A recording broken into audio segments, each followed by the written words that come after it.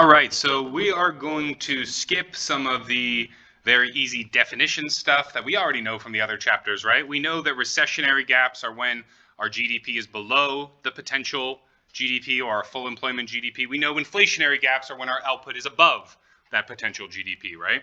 And we know that when I'm talking about GDP, unless I explicitly say nominal GDP, I am always referring to just our real GDP, right?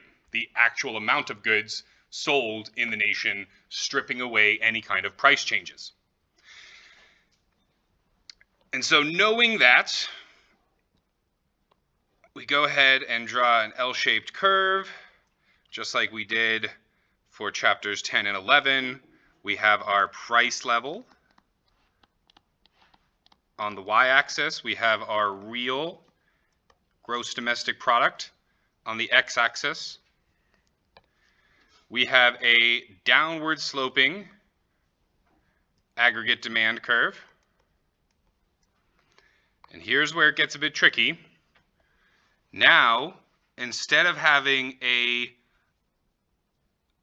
either upward sloping or completely up and down aggregate supply, right? That's what we had before. We had an upward sloping one. That was our short run aggregate supply. And then we had a straight up and down one. That was our long run aggregate supply, right? Now we are going to have a situation where our aggregate supply curve is a straight line that then kinks upwards.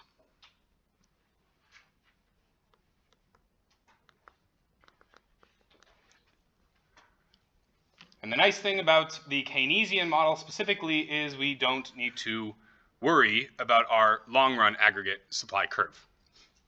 You know, the Keynesian model is pretty much a short-run model, short to medium-run model.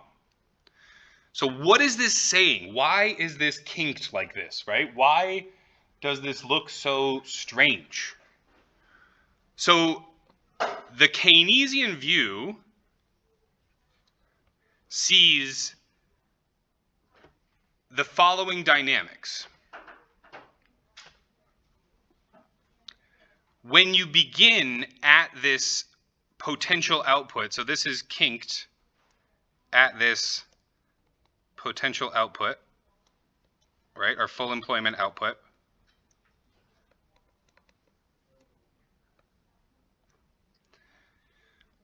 So when you begin here, any increase in your aggregate demand curve is going to result in only increases to your price level, right? We have a movement along this short run aggregate supply curve from this price level here, P naught, to this higher price level up here, P1. So the Keynesian model is saying that any increase in aggregate demand when we're at that potential GDP is going to result in no real GDP change and higher prices.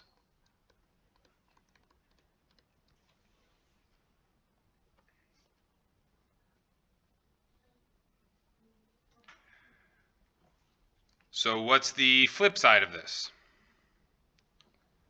So now we understand what's going on in this section of the short run aggregate supply curve. But now let's talk about this other section, right? This horizontal section. So when we are at levels of output, let's say the aggregate demand shifted to the right. When it shifts to the right,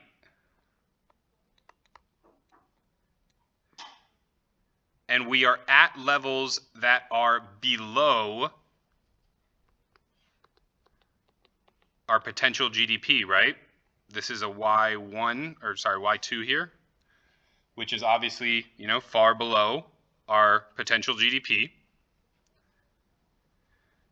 There's going to be no change to the price level. The only thing that's impacted when we have aggregate demand shocks below potential equilibrium is our real GDP. So any decrease in aggregate demand at or before that potential GDP is going to result in a decrease in real GDP and no change in prices.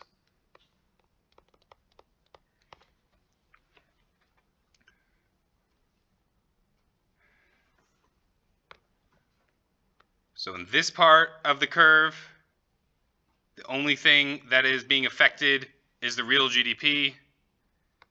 And in this part of the curve, the only thing being affected is the price level.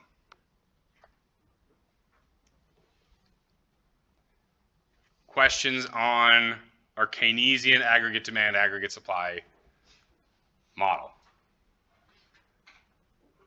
Confusing at first. Once we understand the why and the interpretation of it, starts to become less confusing.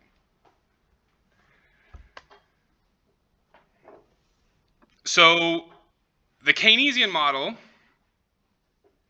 sorry, we'll pick up on this in the next video.